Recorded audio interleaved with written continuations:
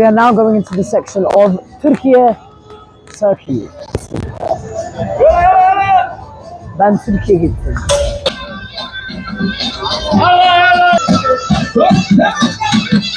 There's a very exotic and traditional feeling inside the section of Turkey.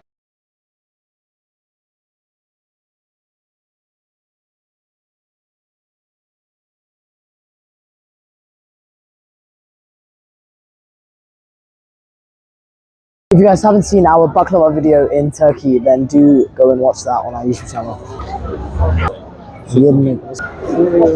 Oh, pide. I remember in Turkey I had this. It was one of the best pizzas. Turkish delight.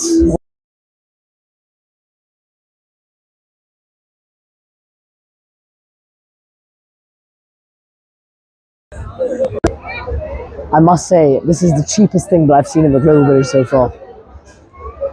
5 dirhams, which is about 1 GBP, £1. These are some Turkish souvenirs.